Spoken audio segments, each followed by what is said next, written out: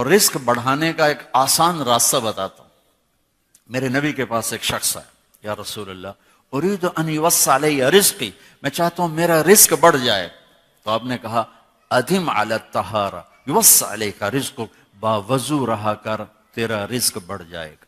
باوضو رہا کر، باوضو رہا کر. کئی خواتین کا بھی فون آتے ہیں، مرد بھی پوچھے، غصہ بہت آتا ہے، کوئی وظیفہ بتائیں. میں نے کہا وظیفہ کوئی نہیں، باوضو رہو. چونکہ غصہ آگ ہے اور آگ کو پانی بجھاتا ہے، اس لیے میرے نبی نے فرمایا غصہ آئے وضو کرو، پانی پیو، کھڑے ہو بیٹھ جاؤ، بیٹھو لیٹ جاؤ، تو تم باوضو رہو، تمہارا غصہ نیچے چلا جائے. ختم تو ہو نہیں سکتا لیکن نیچے چلا جائے گا، قابو میں آ جائے گا. کہ باوضو رہنا گویا ہر وقت اپنے آپ کو پانی میں رکھنا ہے.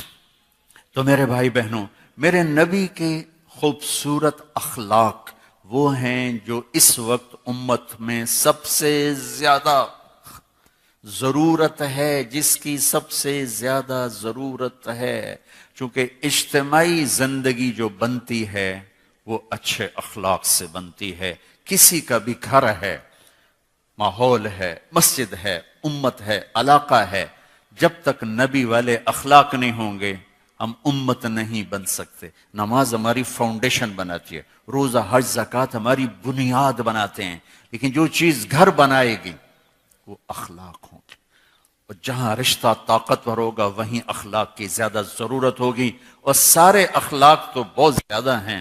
دو باتیں کہہ دیتا ہوں، دو بات، صرف دو باتوں میں ساری چیزیں. ایک دو حدیثیں سنا تو میرے نبی نے کہا یا معاذ الا انبئک بملاک ھذا کلہ، ایک لمبی نصیحت فرمائی.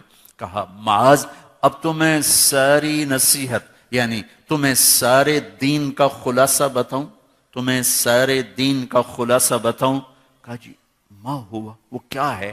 تو مجھے دیکھو، سارے میری طرف دیکھو. معاذ تمہیں سارے دین کا خلاصہ بتاؤں. کہا جی کیا ہے؟ تو آپ نے یوں کیا،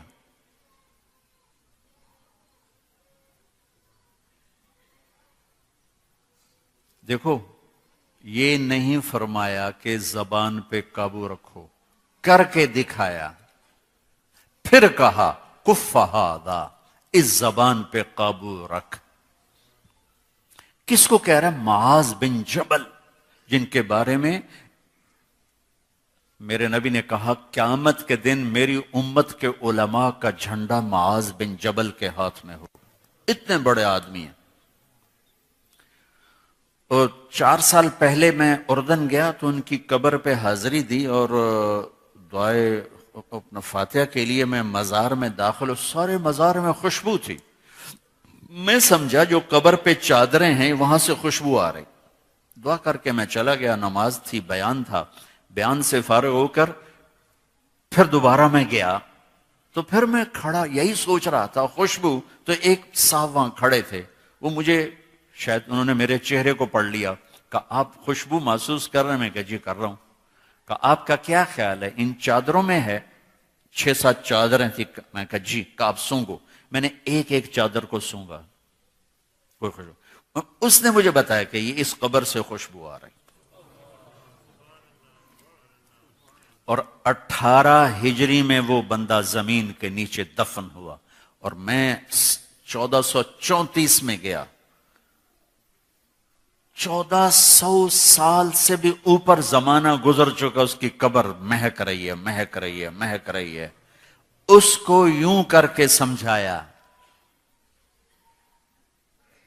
بھائیو میرے رب کی قسم، بڑے بڑے ٹرالوں کو بریک لگانا آسان ہے، جٹ جہازوں کو بریک لگانا آسان ہے، یہ کھل جائے تو اسے روکنا بڑا مشکل ہے. اس لیے میرے نے کہا کف ھذا، زبان روکو، زبان روکو. اس سے گالی، اس سے جھوٹ، اس سے غیبت، اس سے چغلی، اس سے بہتان بازی، اس سے طنز طانے کا یہ نکال دو. سب سے پہلا جو اس وقت کرنے کا کام ہے وہ آپس کی محبتوں کو بڑھانے کا ہے. اور محبتوں کو بڑھانے کے لیے سب سے پہلا کام ہے زبان، زبان، زبان.